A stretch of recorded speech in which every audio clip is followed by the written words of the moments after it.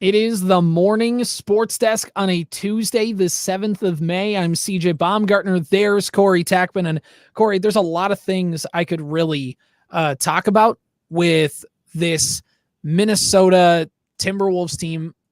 But I think maybe the best way to describe it, and I'm trying to pull this up here, is just the Wolves back. Wolves back. Wolves back. That's it. Okay. I'm giving you the floor here. No, yeah, man. Did you watch? Did you watch the whole thing? Did you stay up for the whole thing, or did you cash it in at halftime because it was essentially already over? No. First of all, Wolves back. But no, I stayed up for the whole thing because after that first half, you got to see it through. Like, there's no well, they're probably going to win. No, this is a Minnesota sports team kicking butt in the playoffs. Like, I'm going to savor every single second of that beatdown. It's belt to bottom, if you will, of what the Timberwolves did to the Denver Nuggets last night. They totally demoralized them. Did you listen to Mike Malone after the game, the Nuggets head coach, or Jokic, or those guys are mentally exhausted? Dead. Yeah. Exhausted. So there's one play that stands out, right? You and I were texting about it last night already because we couldn't help it. And it was once again a defensive play, much like we saw in that Phoenix series, right? We talked about that unbelievable rotation that they had with Mike Conley flashing from the baseline all the way into the corner before the Jaden McDaniels steal, right? That defensive possession for the Wolves was so good. Well, there was another defensive. It wasn't even really like a full stand, although I do think it turned out in the Wolves' favor. But in the second quarter, in that first half, it was the trap of Jamal Murray just across half court, right? They weren't really intending on double teaming him, but Jaden McDaniels was there lingering constantly. He crossed half court and they trapped him and just, I think, respectfully made his life a living hell for that. I don't know how long he had the ball, 10 seconds. Yeah. And I'm gonna say something out loud here, CJ, that I can't believe I'm saying, but it was that instant where they started trapping him, where it felt to me for the very first time that not only do I think that this Timberwolves team is very good, right? We hedged our bets. We've been hedging our bets a lot. And hey, could the Timberwolves actually do this? Can they? Yes, they could win a title. And watching them completely ambush Murray like that and make his life miserable was the first time where I let that thought sink into my head of not only can they do this, they might do it. You know what I'm saying? There was just something about, Rudy being gone. Their defensive scheme was a little different. They were entirely suffocating. Watching these Timberwolves play now through 6 games could be summarized, I think like this. Every time offensively, the Timberwolves get a good to great shot. Almost exclusively in 6 games now, the Wolves are getting a good look. Mm-hmm. And almost exclusively for 6 straight games, the opponent is getting a average to bad look every single time. There's nothing else to say. They have dominated their opponents so far. It's been so weird to watch not only a Minnesota sports team win in the playoffs, but just to see them do it with it's not even like they're playing out of their they are playing out of their minds with the complete and utter ass kickery that has existed. Right. They're just dominating. And it's not a 1-game pop-up of whoa. And then the next game, it's okay, all right. Well, that's everybody is a game where they shoot, where they're just white hot, right? Everybody's got a game. And especially in the playoffs where everybody's good. The Miami Heat team without Jimmy Butler still stole a game from the Celtics, right? That can still happen. Of course. The fact that they've done it 6 times, Look at that Phoenix series. With every game that kept going, the Suns' will was broken. Each and every game. And the first game against Denver was close. The Wolves pulled away late. Again, the clamps on defense just locking down.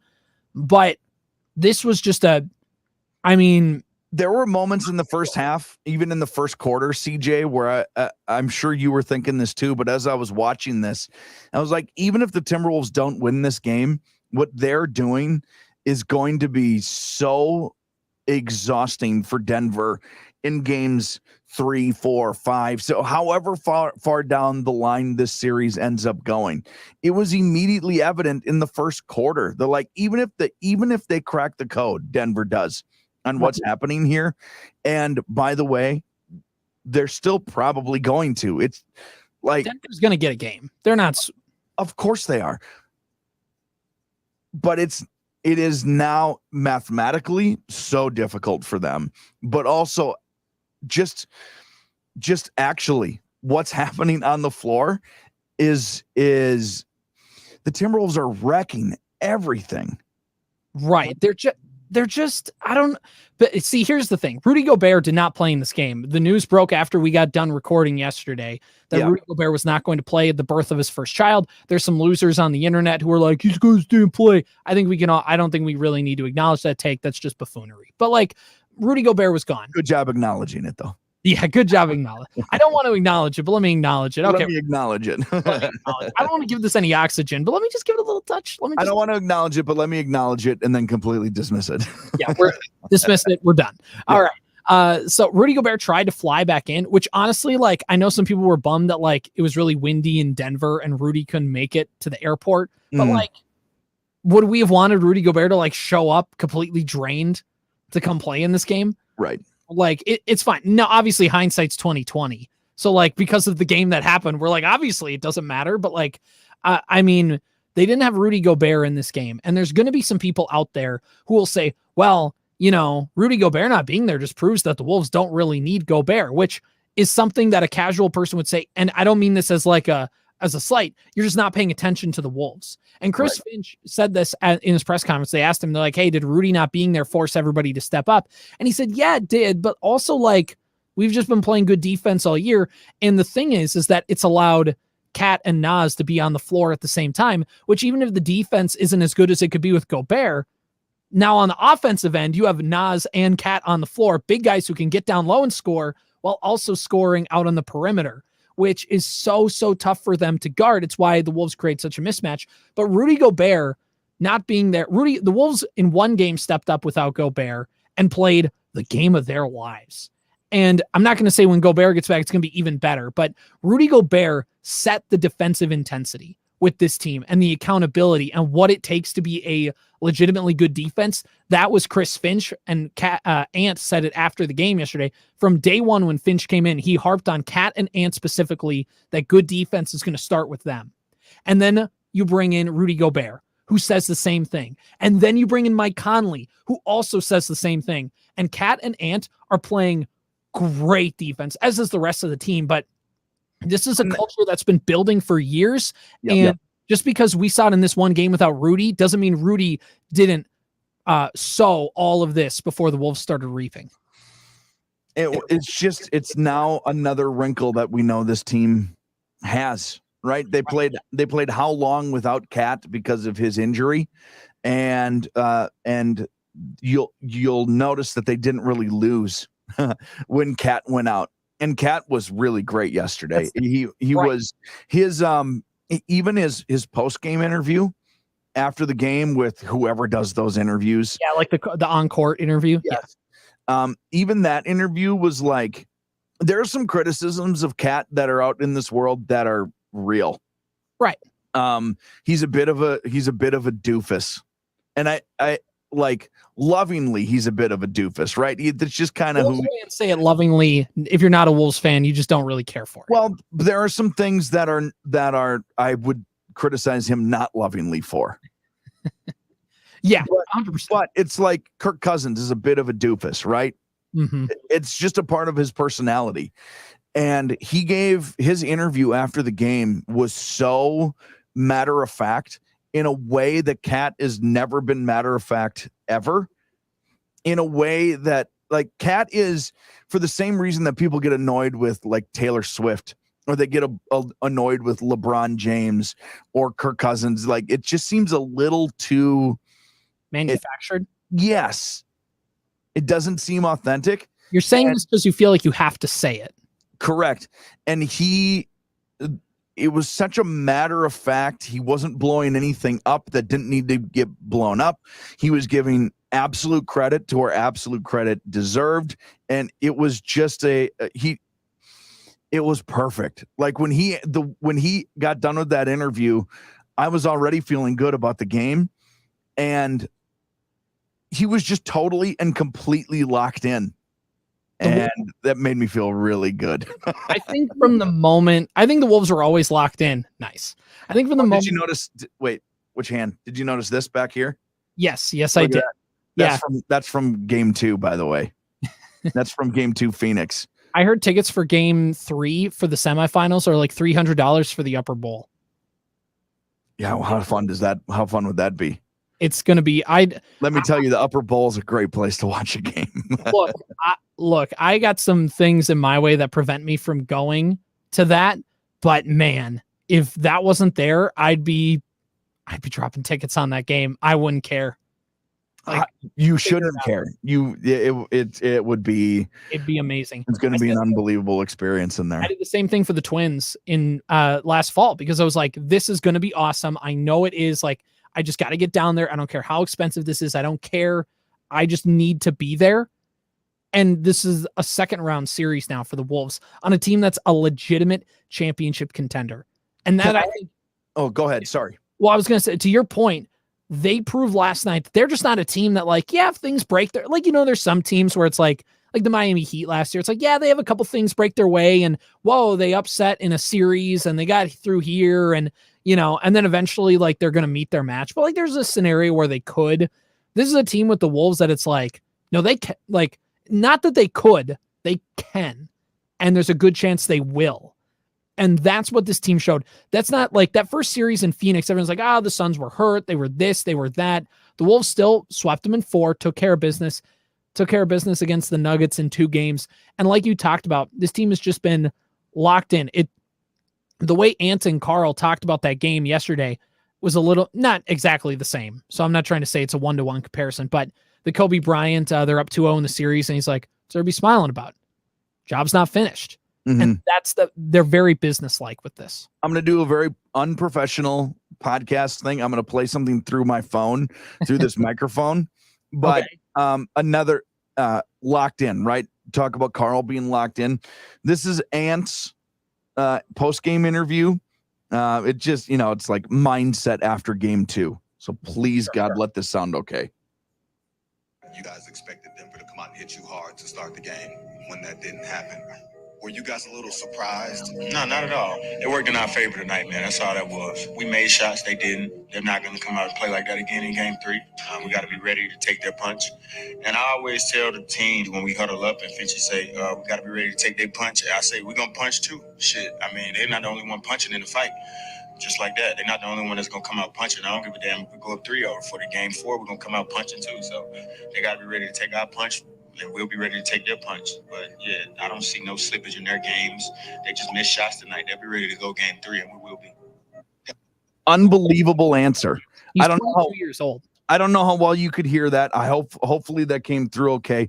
But he's just like, the reason this game worked out the way it did is because we made shots and theirs just happened to not go in.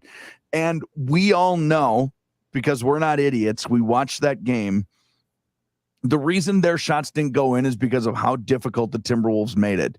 Right. But him to have this composure and to give them their due respect that they deserve as defending champions, and Jokic being the MVP of the league and the best player in the entire world, and being like, there's no way these guys are not going to figure it out and they're going to be ready to roll in game 3. And if we sleep on this at all, they're going to win the whole series. Like, it is a total locked in that these two guys are It's so impressive to listen to, and I am as a fan allowing myself to buy into each and every single second of it, because this is the most fun it's been to be a Timberwolves fan since 2003. In my fandom as a Timberwolves fan, because again, really my Timberwolves fandom began in the worst spot, which was the post, like immediately after KG left. Like that was that was when it began. So for that, or when I fully like understood basketball, I knew who Kevin Garnett was, but didn't like fully understand Timberwolves basketball until that point. This is the most fun Timberwolves team I've ever watched. And so many, like I'm 26 in terms of fandom. I'm old. There's 10-year-olds, 12-year-olds, 15-year-olds, 18-year-olds that have never experienced the Timberwolves team this good, this fun, this whatever. And I'm 38, and I think it could be argued we've never seen Timberwolves team this fun. Right. KG was the MVP, whatever. That team, I think they lost one time at home that year. They were stupid good. But this is totally unique, a totally different experience. This is fun. And there's going to be people who go, well, Minnesota sports, and I don't want to get invested in it. I don't have time for that. Losers. You're a loser. Right. This is the most fun. We may never get another Timberwolves. The 04 Timberwolves were 20 years ago. This might be a once in a 20-year situation. This is it. I'm leaning all in. I will. If they lose, let's say they don't win again this season. They lose the next 4. Denver wins. It's obviously a massive choke job, and there'll be some disappointment in that. But am I going to sit around and say this was a wasted season? No, I'm not gonna. This is fun. The Timberwolves made it fun to watch all season long. This team is a vibe. And the reason I can say that confidently is because I don't think they're going to lose the next 4 games in a row. This ride isn't ending yet, and I am not going to jump on a pessimistic bandwagon just for the sake of saying I was the first one on board. This team is good. Let's howl. I don't know. I have come to it. It's been this way in most of my Minnesota sports fandom now for the last couple of years. I've really like turned a leaf on how I root. In that I just made a choice one time because it developed because I hate, and don't use that. I try not to use that word. I think it's a very strong word. I hate the Minnesota we're afraid. Right. Like it exists I'm a Minnesota sports fan, and I know how this turns out. I don't know, 5 years ago, 10 years ago, somewhere, I just like, we got to get over ourselves. We're not that special. Right. We're not that unique. And also it totally takes out the living in the moment fun of this. If they're bad in the moment, let them be bad. If they're good in the moment, let them be good. And if it ends up being that it backfires, that the team ends up losing, it's not because we're Minnesota sports fans and this is what always happens to us. It's because that's what happened.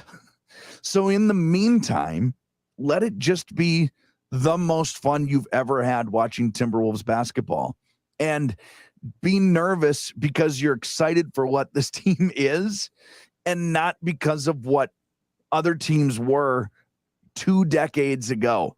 It is totally irrelevant. It doesn't mean anything. What is true now is that this is the most fun Timberwolves team probably ever. And that's what counts. Right. That's the most important thing. It's like Minnesota sports. People think it's like you're on a date with your dream girl, and and instead of like enjoying the date and just going like, oh my gosh, like I'm with like this dream girl. Like, let me just, I'm going to like, have fun on this date. I'm going to go, like, you're spending the whole time worried about screwing it up. You're going to screw it up. And, you're probably not going to get that second date, but you know what you can do? You can enjoy the date you're on.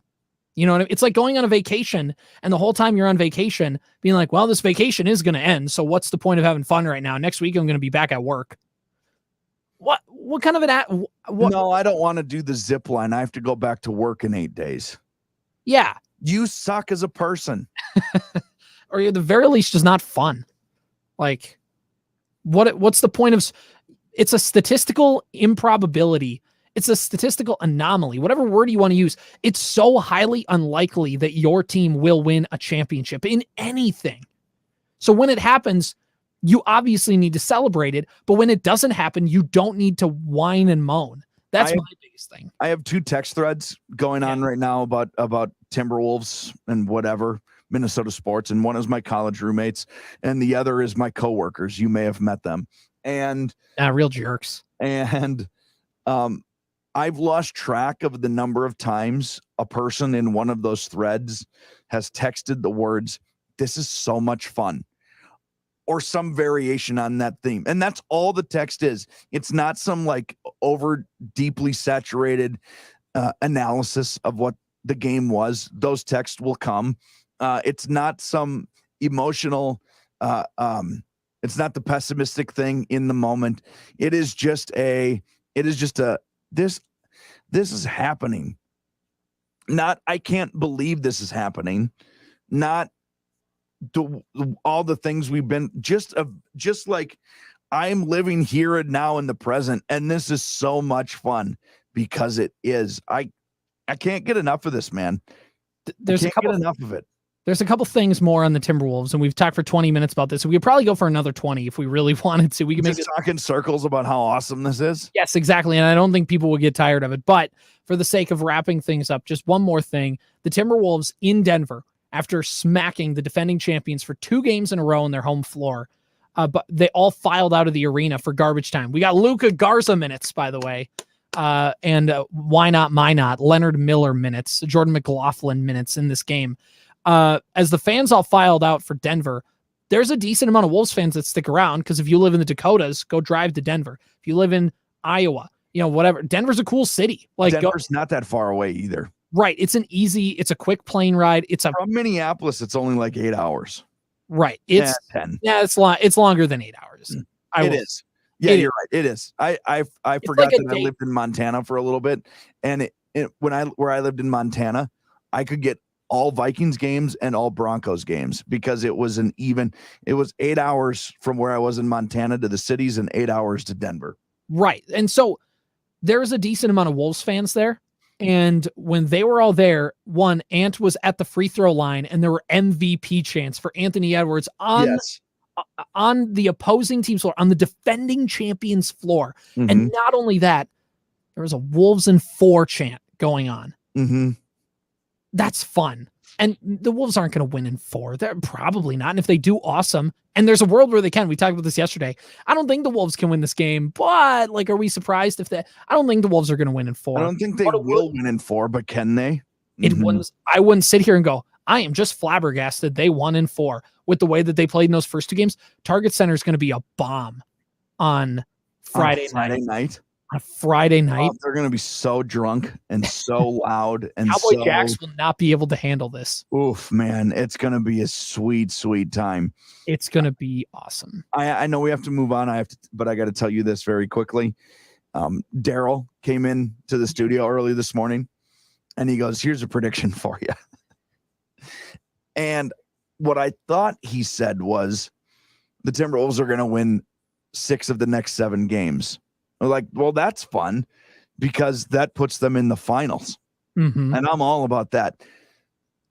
But what he actually said was the Timberwolves are going to win the next 6 of 7 championships, including this year.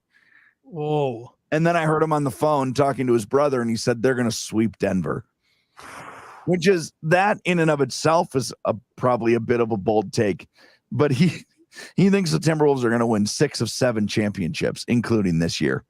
Let's start the parade right now. If they do, I told him if they do, I'll kiss him on the mouth. He did not accept the offer. But oh my gosh, that I think it just goes to show where the Wolves are right now. Not only just feeling good, but also where Denver is right now and feeling completely demoralized. Jamal Murray threw a towel on the floor at a ref, I think. Can we talk about that really quickly? It was a heat pad. No, he threw a towel first. Oh, he did. He threw the heat pad. He threw multiple things onto the floor, and the heat pad it went almost right under Karl Anthony Towns' foot. Yeah, it was in the middle of the lane. Complete buffoonery for Jamal Murray. Like, that goes without saying. Chris Finch called it. I don't think he knew who threw it. He just knew that something was thrown. So people say Finch rips Murray. He didn't rip Murray specifically. He just ripped whoever. But he did. It's fine. It's okay to rip Murray. That was stupid. He shouldn't have done it. Oh, do you think he'll be suspended? That's the question, right? Like Right. that. Now, if it's approached anything like any of the behavior in last night's game was approached, he's definitely not being suspended. No. He's definitely not being suspended. He is 100% getting fined for Is that. the fine going to be over under $101,000? Because Rudy Gobert was fined $100,000 for doing the money gesture, remember? Right. In Cleveland. Yep. Not only did Jamal Murray throw two things on the floor, he also, after arguing with the ref, turned around and did this. Yes, I know. So will he be fined? If that's the fascinating, because the league has not set the precedent with throwing things onto the floor off the bench as a player. The league has set a precedent for doing the money gesture and the floor. So that's where I feel like it's not. Was Gobert teed up in the moment?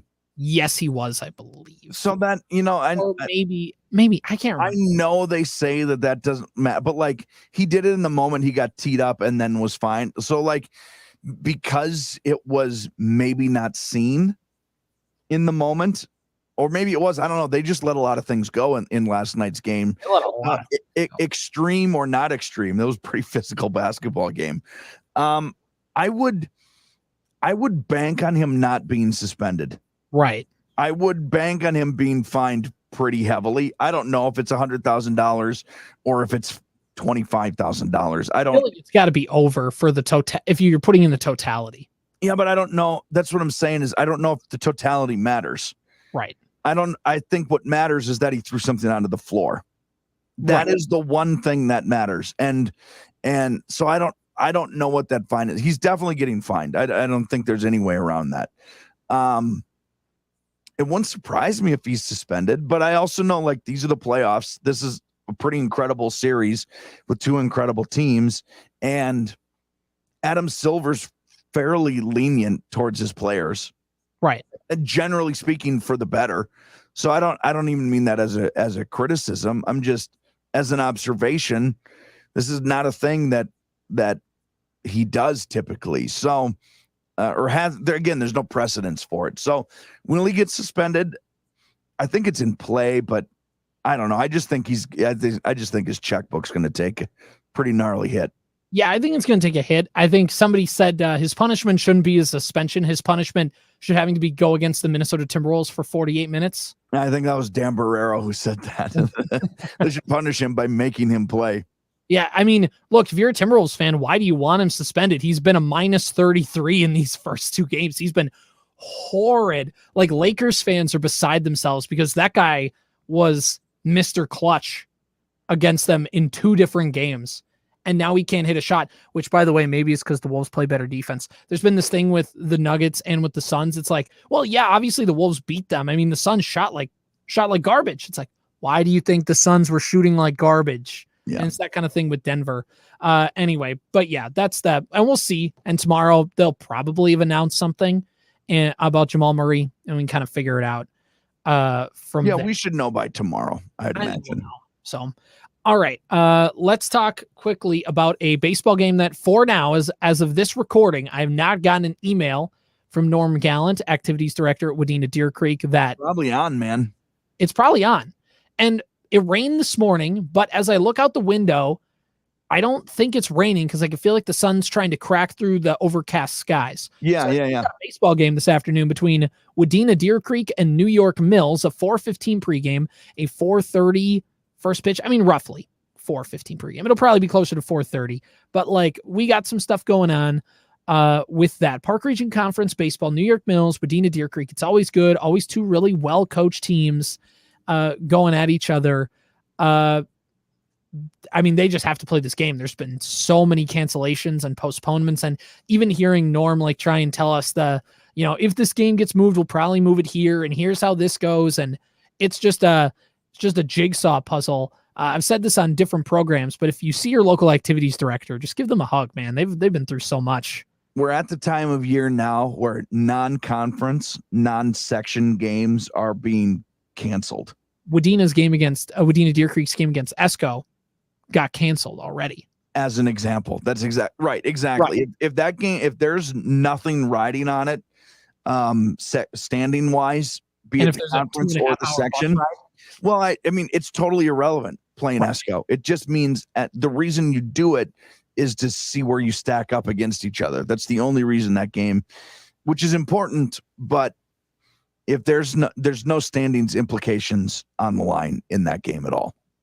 Right. Exactly. So, and I'd have to look at the schedule because I'm trying to pull up the Park Region Conference standings just to kind of see where everybody is at this point, because it's been a little bit. We've had Wadena Deer Creek baseball games on the schedule. We just have not been able to get to them because of some of this stuff. But, this is a Wadena Deer Creek team that didn't get off to the start they wanted to, but they've gotten some nice wins on their belts here recently. They got a 5-0 win against Pillager on the road on Friday. That's got to make them feel good. They played a tough OTC team on the road and lost 6-1. They had a 16-4 win over Bertha Hewitt-Verndale.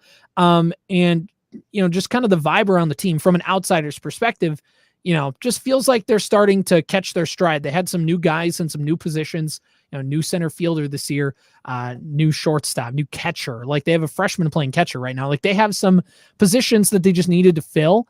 And obviously it's not where the program has been the last few years wins wise, but I mean, they're starting to catch their stride. It's high school sports. That's how it works. That's how it works. And the precedent has been set in the program. A level of excellence has been set. And sometimes you have to grow to that. You can't, it can't be a year in and year out thing.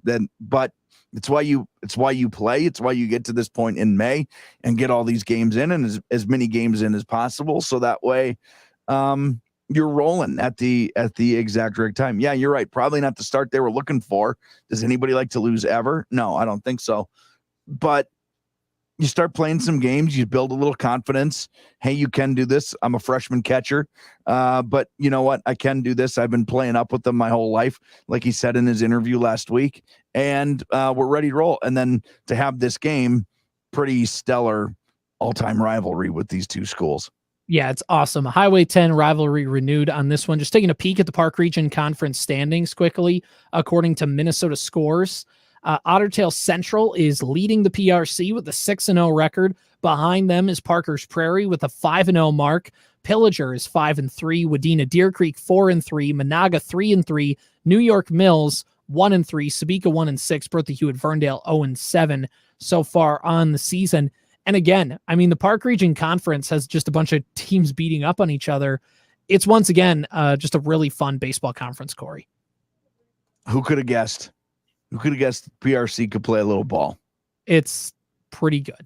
It's pretty good. So it'll be fun to see those two teams go at it this afternoon. Again, on the Superstation K106, 105.9 FM. Also streaming online at WDenaRadio.com or the Superstation K106 mobile app. Okay, let's finish up with one last thing on the sports desk, Corey. The Minnesota Twins have now won 13 out of their last 14 ball games. They got a 3-1 victory over the Seattle Mariners last night, who were first place in the AL West. But Corey, we always talk about last year, if the Twins were in the AL West, they'd be in like fourth place. Well, if the Twins were in the AL West right now, they'd be in first place because of how bad I think the Houston Astros are like 12-20 right now. It's in a very, very weird spot. The A's are like at 500. Which is shocking. Actually good for them. Right. The Angels have as good of a record as the Astros do, which is not great for them. The Mariners are in first place. I put the Mariners as like a 2023 Twins because their pitching is stellar.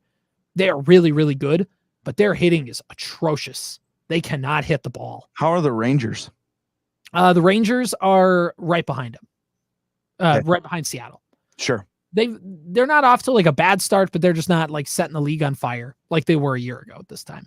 Right. But the Mariners give off a lot of 2023 Twins vibes where they pitch lights out, but they lose games 3-1 like they did last night.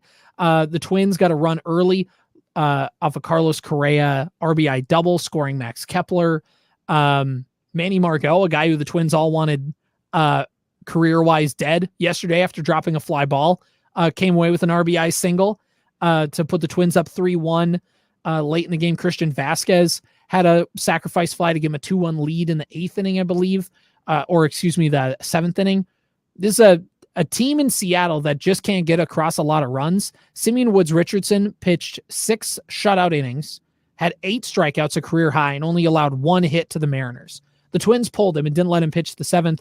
Griffin Jacks came in, gave up a run, but still got out of a bases loaded, nobody out situation. And everybody can say, why did they pull Richardson? He was dealing. Why didn't they let him go the extra inning? Well, Seattle did. Luis Castillo no-hit the Twins for like 5 innings. And he got the 7th inning, and that's when it fell apart, and he put up some base runners, and then the Twins eventually put 2 runs in that 7th inning and let the lead, which goes to show you process is really weird in baseball, and people just kind of judge results regardless of process, because in one, they pulled a guy a little too early, and the reliever gave up the lead. In another situation, they didn't pull the starter quick enough, and then he gave up the lead. It's fascinating. It's not an art. It's not a science. It's a raffle. Right. It's just how it sometimes it's going to work out. Sometimes for fear of a potential outcome, you just make a move early. But right. Then the raffle drawing of does my bullpen guy have it today? Well, there's only one way to find out. Everybody thinks they got it when their number's called.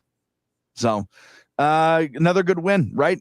If the Twins can go ahead and win just another 12 out of the next 13 and just keep doing that. If they can go 24 out of 26, I would feel I think the division would be over. If the Twins go 24 of 26, put them in the playoffs. They're making the playoffs. Here we go. So the thing with the Twins, Simeon Woods Richardson has been huge because he's not only given the Twins good starts, like Louis Varland was unplayable just for how quickly he'd blow up. Yep. Like all of a sudden it's the 3rd inning and he's given up 3 home runs. You just can't, it's an automatic loss. And Simeon Woods Richardson hasn't pitched stellar. Like he didn't get through the 4th inning in his last start, but he's out of a 5th starter. He's given the Twins exactly what they need, which is, can you just get through the order like 2.5 times? Can you just do it? Can you do that? We got Pablo coming. We expect him to go a little deeper. So the break for the bullpen is coming. Mm-hmm. It's not just throw strikes. Can you throw good strikes? Just throw good strikes. Keep the ball down. If our scouting report is this guy, we want to pitch this guy in, don't miss middle. Right. Like whatever. We'll take our lumps if a guy beats you. That's totally fine. But if the game plan is to pitch a guy middle in, don't pitch him middle out. Right. That's all we ask of you. Right. And he's been a guy that's developed nicely. He was acquired in the Barrios trade. He had a really bad year in the minors last year and has rebounded and got injured. And surprise, surprise, when he's not injured, he's pitched decent. And it's been really big just to give them that 5th starter that they've desperately needed.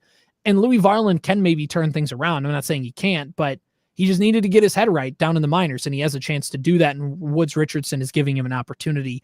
One last thing on the Twins, their lineup. I know they haven't been scoring a bunch of runs over the last few games, but Corey, who is the number 1 pitching staff in baseball? Seattle? No, they are second. Number 1 is the Boston Red Sox. Boston. So the Twins have played 4 games against 2 of the top pitching staffs in baseball, and they've gone 3-4 in those games. And have, for the most part, outpitched them. 3-4 or 3-4-4? 3 of the last. They've won 3-1.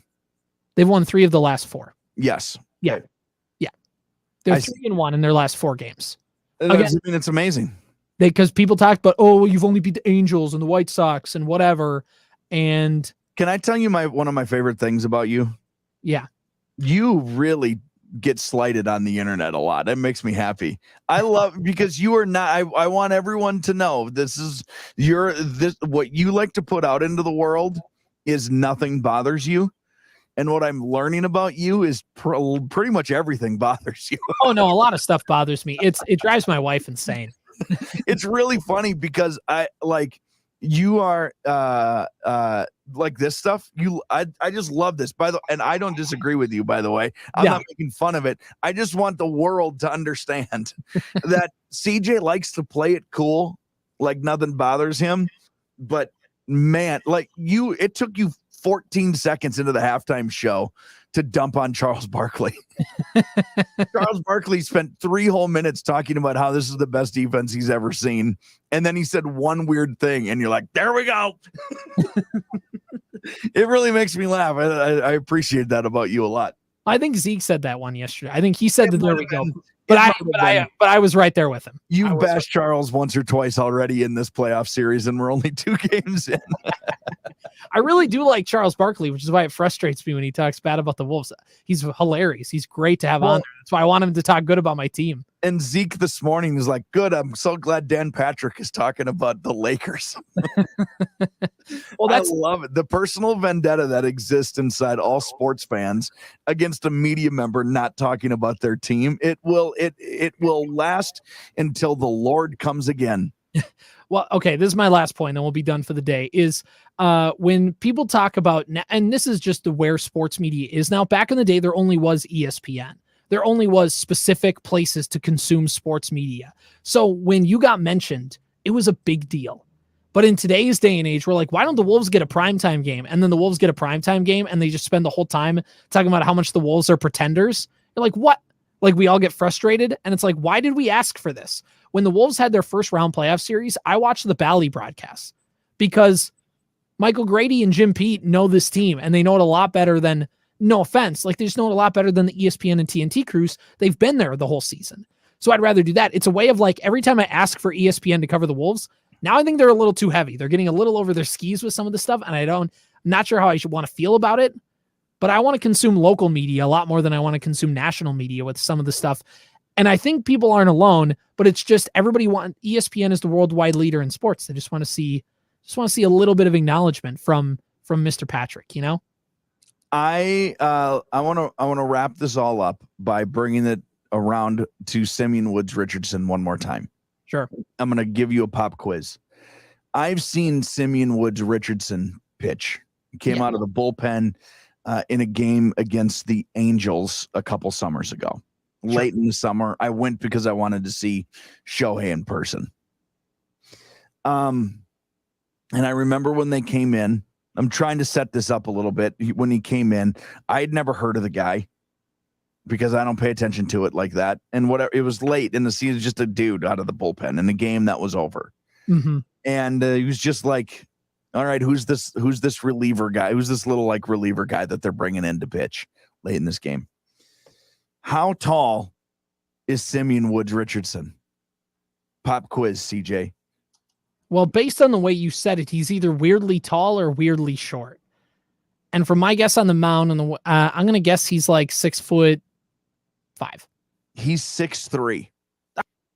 And I remember seeing him in person being like, who's that little weirdo that the Twins just brought? I don't know what it was. He just was like little guy vibes. And I wanted to see, I looked up how tall he was one time because I wanted to root for the little guy.